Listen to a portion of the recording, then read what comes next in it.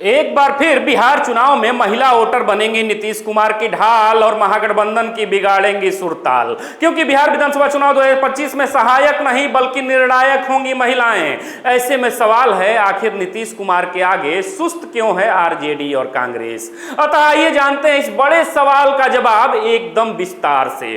दरअसल बिहार विधानसभा चुनाव नजदीक आते ही सभी राजनीतिक दल अपनी अपनी चुनावी रणनीतियों को धार देने में जुटे हुए हैं, लेकिन असली सवाल तो यह है कि इस बार यानी 2025 विधानसभा चुनाव में भी निर्णायक भूमिका कौन निभाएगा। तब इस सवाल का ठोस जवाब यह है कि महिला मतदाता होंगी निर्णायक। क्योंकि खास तौर पर विगत चुनावों के दौरान नीतीश कुमार की जीत में महिला वोटर्स का बड़ा हाथ रहा है। अर्थात यूं कहें तो पिछले 3 चुनावों में बार बार यह साबित हो चुका है कि बिहार में अब सिर्फ जातीय समीकरण से सरकार नहीं बनती, बल्कि आधी आबादी यानी महिलाओं की चुपचाप वाली क्रांति भी सत्ता का रास्ता तय करती है। वहीं सार्वभौमिक सत्य यह भी है कि चुनाव में महिलाओं की निर्णायक भूमिका को लेकर एनडीए खेमे में जो गंभीरता नजर आती है वो अब तक विपक्षी खेमे यानी महागठबंधन में नजर नहीं आई है। शायद इसलिए भी क्योंकि जाहिर तौर पर फिलहाल बिहार में एनडीए की सरकार है, अतः एनडीए सरकार के पास महिलाओं हेतु करने के लिए काफी कुछ है। लेकिन दुर्भाग्य तो यह है कि अब तक विपक्षी खेमे में महिला केंद्रित कोई आश्वासन तक नहीं दिया गया। हालांकि पार्टियों का चुनावी मैनिफेस्टो आने में अभी देर है, लेकिन ऐसा प्रतीत होता है, नजर आ रहा है कि नीतीश कुमार फिलहाल विपक्ष के पास कोई विकल्प नहीं छोड़ना चाहते।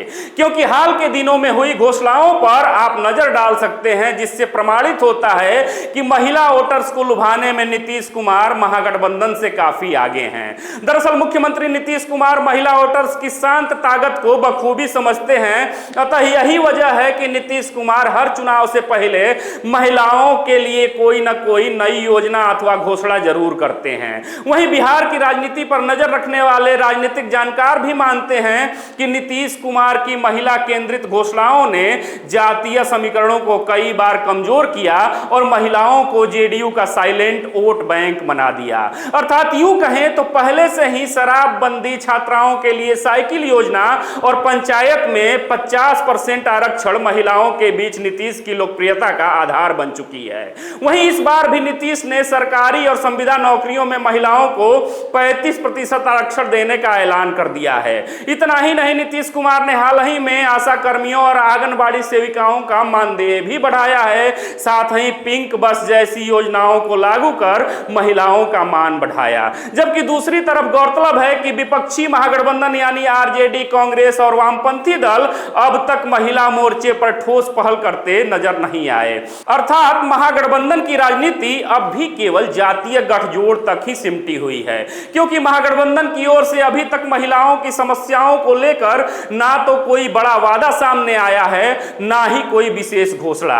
अतः यही वजह है कि 2010 से लेकर 2020 तक महिला मतदाताओं ने जिस पैमाने पर मतदान किया, उसका ज्यादातर फायदा एनडीए या विशेषकर नीतीश कुमार को ही मिलता रहा। दरअसल बिहार की चुनावी राजनीति में महिलाओं का मतदान पैटर्न पिछले 15 वर्षों में सबसे बड़ा बदलाव साबित हुआ है, बड़ा फैक्टर साबित हुआ है। क्योंकि अगर इतिहास में झांक कर देखें तो वर्ष 1962 के चुनाव में महिलाओं का मतदान सिर्फ 32% था, जबकि पुरुषों का 55%। और यह लैंगिक अंतर कमोबेश वर्ष 2000 तक कायम रहा। लेकिन गौरतलब है कि वर्ष 2005 के बाद यह तेजी से बढ़ा और 2010 से महिला वोटर्स बिहार की सबसे निर्णायक ताकत भी बन गई। दरअसल वर्ष 2010 में पहली बार महिलाओं का मतदान प्रतिशत पुरुषों से अधिक रहा, क्योंकि महिला 54% बनाम पुरुष 51% मतदान दिखा।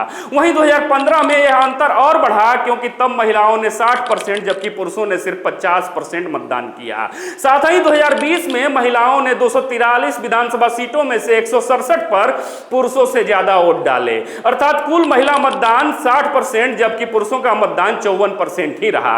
अतः स्पष्ट है कि वर्ष 2010, 2015 और 2020 के चुनावों में पुरुषों के मुकाबले ज्यादा महिलाओं ने वोट किया।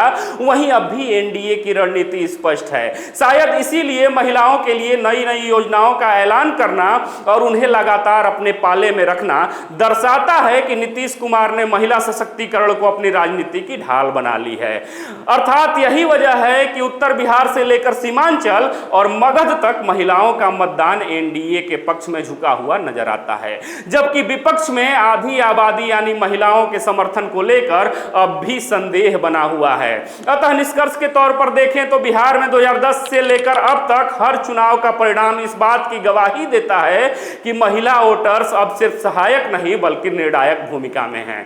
ऐसे में राजनीतिक जानकार मानते हैं, कहते हैं कि नीतीश कुमार इसे लगातार भुनाते आ रहे हैं, जबकि विपक्ष अब भी इस पर सुस्त है। इतना ही नहीं, अगर महागठबंधन ऐसे ही महिला वोटरों की अनदेखी करता रहा तो 2025 का चुनाव भी एनडीए के पक्ष में झुक सकता है और महागठबंधन की हार हो सकती है। इस पर आपकी क्या प्रतिक्रिया है, जवाब जरूर दीजिएगा। फिर से मिलेंगे एक नए वीडियो में, तब तक देखते रहे खबरों के खिलाड़ी। जय हिंद, जय भारत।